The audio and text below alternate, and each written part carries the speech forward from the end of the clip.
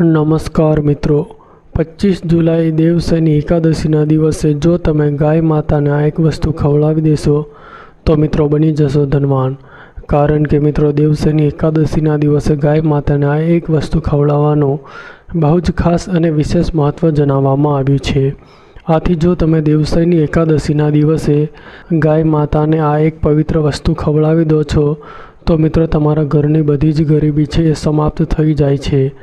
મિત્રો જો તમે આવનારી દેવશયની એકાદશીના દિવસે આ ઉપાય કરેલો છો તો મિત્રો તમારી ઉપર સાક્ષાત ભગવાન વિષ્ણુ તેમજ માતા લક્ષ્મીની કૃપા પ્રાપ્ત થશે અને મિત્રો તમે ધનવાન બની જશો। તેમજ તમારા ઘરમાં જે કંઈ પણ મુશ્કેલી તેમજ ગરીબી હશે તો એ જળમૂળથી સમાપ્ત થઈ જશે। તેમજ જો દોષ જેવા કે વાસ્તુ દોષ, મંગળ દોષ, ગ્રહ દોષ તેમજ કુંડળી દોષ હશે તો એનાથી પણ તમને છુટકારો પ્રાપ્ત થશે।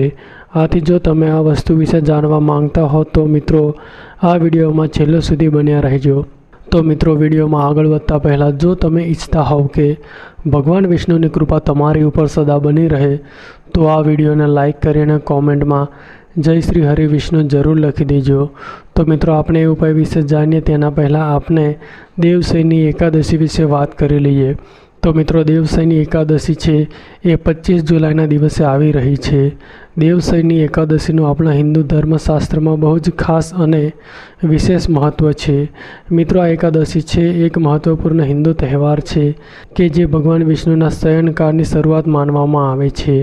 મિત્રો આ દેવશયની એકાદશી છે એ અષાઢ મહિનાની શુક્લ પક્ષની તિથિમાં પડે છે। એવું કહેવામાં આવે છે કે આ દિવસે ભગવાન શ્રી હરિવિષ્ણુ યોગ નિંદ્રામાં જાય છે અને મિત્રો ધરતીનો બધો જ કારભાર છે એ ભગવાન ભોળાનાથના હાથમાં આવે છે। આના પછી મિત્રો 4 મહિના પછી ભગવાન શ્રી હરિવિષ્ણુ છે એ યોગ નિંદ્રામાંથી બહાર આવે છે ત્યારે દેવઉઠી એકાદશી આવે છે। તો મિત્રો આવો હવે આપણે થોડુંક દેવશયની એકાદશીનું મહત્ત્વ વિશે પણ જાણી લઈએ। મિત્રો દેવશયની એકાદશીના દિવસે ભગવાન વિષ્ણુ છે એ શયનકાળમાં જાય છે। મિત્રો દેવશયની એકાદશી છે એ દિવસે જો તમે વ્રત રાખો છો તેમજ પૂજા પાઠ કરો છો તો પણ તમને ઉત્તમ ફળની પ્રાપ્તિ થઈ શકે છે અને મિત્રો આ વસ્તુ બહુ જ શુભ માનવામાં આવે છે। એવું માનવામાં આવે છે કે મહિલા તેમજ પુરુષ દેવશયની એકાદશીના દિવસે વ્રત રાખે છે તો તેને ભગવાન શ્રી હરિવિષ્ણુ અને ભોળાનાથના આશીર્વાદ પ્રાપ્ત થઈ શકે છે। દેવશયની એકાદશીનું વ્રત રાખવું એ એક મહત્ત્વપૂર્ણ અનુષ્ઠાન માનવામાં આવે છે। ભગવાન વિષ્ણુની પૂજા અર્ચના કરવી એ એક સંપૂર્ણ કાર્ય પણ જણાવવામાં આવ્યું છે। આ દિવસે ભગવાનને ફળ તેમજ ફૂલ અર્પણ કરવું એ પણ બહુ શુભ અને મંગલકારી માનવામાં આવે છે। તેમજ ભગવાન વિષ્ણુ તેમજ લક્ષ્મી માતાની વિશેષ રૂપથી પૂજા અર્ચના કરવી તે પણ શુભ મનાય છે।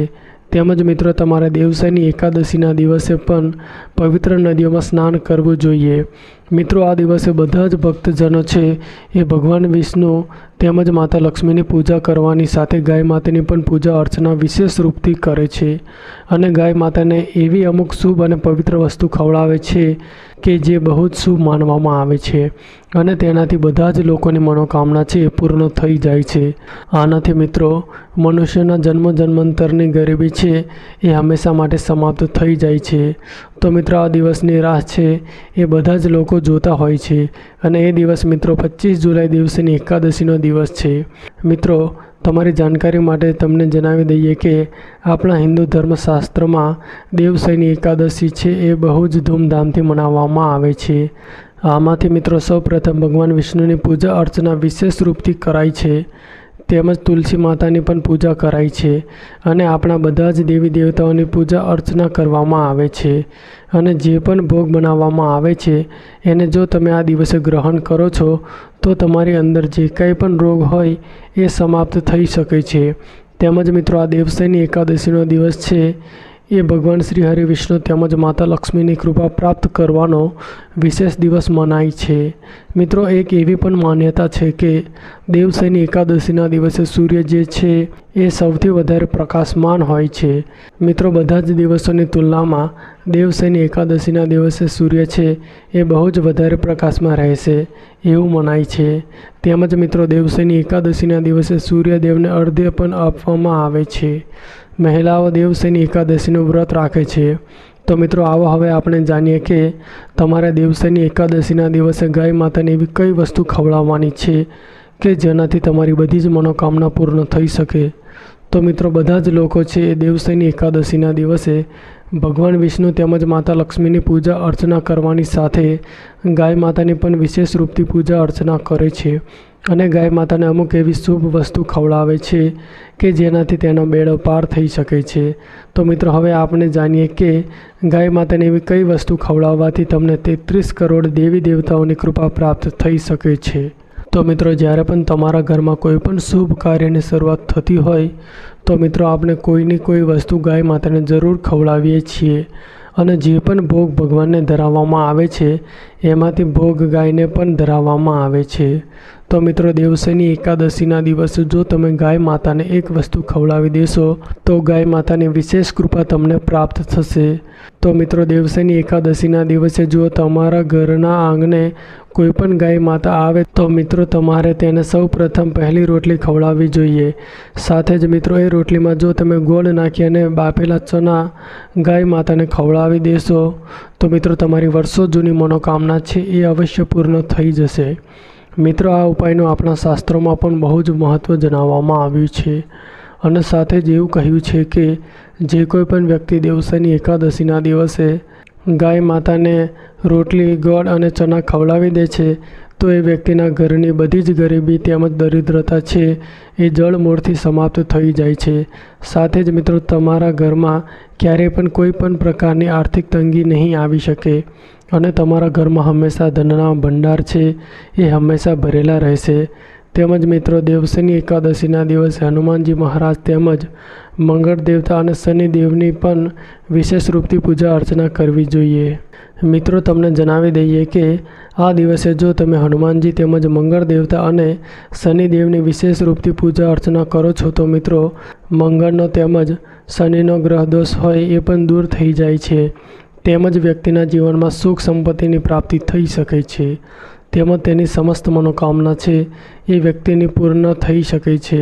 તેમજ મિત્રો જો તમે દેવશયની એકાદશીની સાંજે તુલસી માતાના છોડ પાસે દીવો પ્રગટાવો છો તો એ વસ્તુ મિત્રો અત્યંત શુભ માનવામાં આવે છે અને એવું માનવામાં આવે છે કે આ ઉપાય કરવાથી ભગવાન વિષ્ણુ તેમજ માતા લક્ષ્મી છે એ જલ્દીથી પ્રસન્ન થઈ શકે છે અને તેના ભક્તોના જીવનમાંથી ગરીબી, રોગ, કલેશ અને નિષ્ફળતા જેવા અવરોધો છે એને જળમૂળથી સમાપ્ત કરી દે છે. તેમજ મિત્રો દેવશયની એકાદશીના દિવસે પિત્તળનો દીવો લઈને એમાં ગાયનું ઘી અને તલનું તેલ નાખી દેજો. આના પછી જ તુલસી માતાના છોડ પાસે એક દીવો પ્રગટાવજો અને ભગવાન વિષ્ણુના મંત્રનો જાપ કરજો.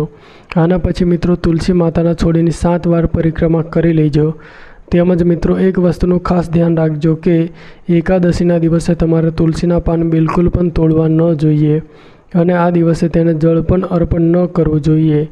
કારણ કે એવું મનાય છે કે આ દિવસે માતા તુલસી છે એ ઉપવાસ રાખતા હોય છે. આથી તમારા તુલસીના પાન છે એ એક દિવસ અગાઉ જ તોડી લેવા જોઈએ અને આ પ્રકારે ઉપાય કરવો જોઈએ. તેની સાથે જ મિત્રો ધાર્મિક માન્યતા એવી પણ છે કે જો તમે એકાદશીના દિવસે તુલસી માતાને લાલ ચૂંદડી અર્પણ કરો છો તો આ વસ્તુ છે એ તમારા પારિવારિક જીવનમાં શુભ સમૃદ્ધિ અને ખુશીઓ લાવે છે. આ ઉપરાંત આ ઉપાય દાંપત્ય જીવનમાં મધુરતા લાવે છે અને માનસિક તણાવ પણ ઘટાડે છે. આ દિવસે સવારે સ્નાન કરીને શુદ્ધ મનથી તુલસી માતા પાસે જજો અને તેમને ભક્તિભાવથી આછા લાલ કે તેજસ્વી લાલ રંગની ચૂંદડી અર્પણ કરજો. ત્યારબાદ મિત્રો તુલસી માતાને વિશેષ રૂપથી પૂજા અર્ચના કરજો કે જેથી કરીને તમને ઉત્તમ ફળની પ્રાપ્તિ થશે.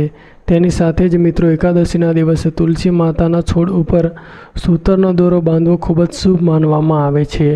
આ ઉપાય મિત્રો મનોકામનાની પૂર્તિ માટે ખૂબ જ અસરકારક માનવામાં આવે છે. તો મિત્રો જો આ માહિતી તમને ગમી હોય તો વિડીયોને લાઈક કરી અને ચેનલને સબસ્ક્રાઈબ પણ કરી દેજો.